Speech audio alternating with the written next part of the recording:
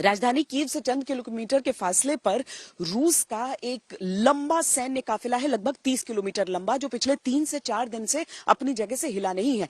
लेकिन कीव के अलग अलग इलाकों को देख लीजिए, जहां जहां से एंटर कर सकती है रूस की सेना, वहां पर आपको हर एक शहर में इस तरह की संघर्ष की खबरें आती रहेंगी। अब इरपिन शहर जो है ये कीव की उत्तरी सीमा से लगता हुआ है और वहां पर कई दिनों से रूस की ओर से बमबारी हो रही थी। हालांकि आज उसमें यह बात जुड़ गई कि रशियन स्नाइपर्स के भी वहां पर रहने की बात आ गई, जो कि लगातार वहां से निशाना साध रहे हैं। आम लोगों पर भी, यहां तक कि पत्रकार जो भीतर दाखिल होने की कोशिश कर रहे थे, उन पर भी गोलियों की बातें सामने आती रही और उस इलाके में एक भीषण जंग जारी है।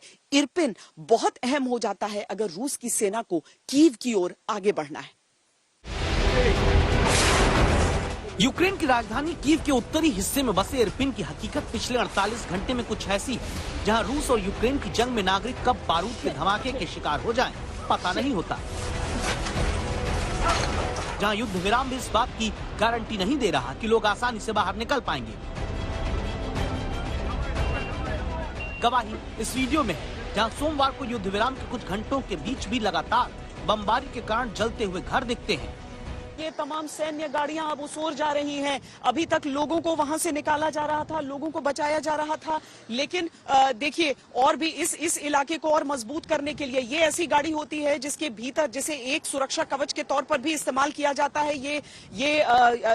ये जो आर्मर्ड गाड़ी है, इसमें गोलियों का असर नहीं होगा। भीतर से वो पोजीशन ले सकते हैं, जो छोटे छोटे आप उसमें ओपनिंग्स देख रहे हैं, वहां से वो बंदूकों को निकाला जा सकता है, बंदूक की नलियां निकाली जा सकती हैं और एक तरह से एक फाइटिंग यूनिट के तौर पर ये गाड़ी होती है। इसीलिए अगर इसे यहां पर लगाया गया है तो आप समझिए कि मुकाबला यहां तक पहुंचने की आशंका है, अंदेशा है। और भी गाड़ियां जो बाकी सप्लाईज के साथ यहां पर जा रही हैं, यानी कि अब जो है जंग वो भीषण और भीषण रूप ले सकती है।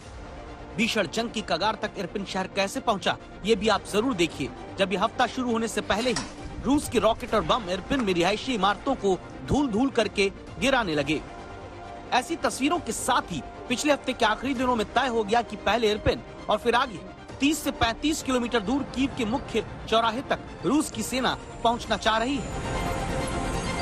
कीव से इरपिन की तरफ बढ़ने वाले रास्ते को अगर देखेंगे तो या तो यहाँ पर टैंक्स को रोकने के लिए लोहे के अवरोध दिखते हैं, या फिर जमीन पर यूक्रेन के सैनिक मौजूद हैं, जो दुनिया भर से रूस और यूक्रेन युद्ध में शांति का रास्ता निकलने की कोशिशों के बीच अपनी राजधानी को बचाने के लिए खड़े हैं। बीच बीच में छोटे बंकर बने हैं, हथियार नजर आते हैं, रूस के टैंक को बर्बाद करने के लिए पेट्रोल बम की क्रेट नजर आती है। ये सारी कोशिश इसलिए है कि कीव की तरफ से रूस के जो टैंक बढ़े हैं वो आगे न पहुंच पाए। इरपिन पर अभी रूस का कब्जा नहीं हुआ, लेकिन युद्ध का रण क्षेत्र जरूर कीव से पहले इरपिन शहर बन गया। यूक्रेन की ओर से उन एंटी एयरक्राफ्ट गन्स के भी इस्तेमाल की बात कही जा रही है, जो कि यहाँ इरपिन शहर में की जा रही है। इरपिन शहर का नाम भी यहाँ लिखा हुआ, यहाँ की भाषा में आप देखिए, और आगे आप बूचा डिस्ट्रिक्ट को भी लिखा हुआ देखिए। सबसे भीषण जंग यहाँ तक पहुंच चुकी है। सिविलियंस को यहाँ से निकाला जा चुका है, इवैक्यूएट किया जा चुका है। जो यहाँ की यूक्रेन की सेना है, ये जमीन पर मौजूद उस मुकाबले को अंजाम दे रही है और इस समय ग्राउंड जीरो से आज तक आपको ये सारी जानकारियां इस समय दे रहा है। इरपिन का ये मुकाबला, ये संघर्ष, जो ये निर्धारित करेगा कि कीव शहर कितना और कब तक महफूज रह पाता है। कैमरा पर्सन सैयद मोहसिन के साथ श्वेता सिंह, इरपिन आज तक।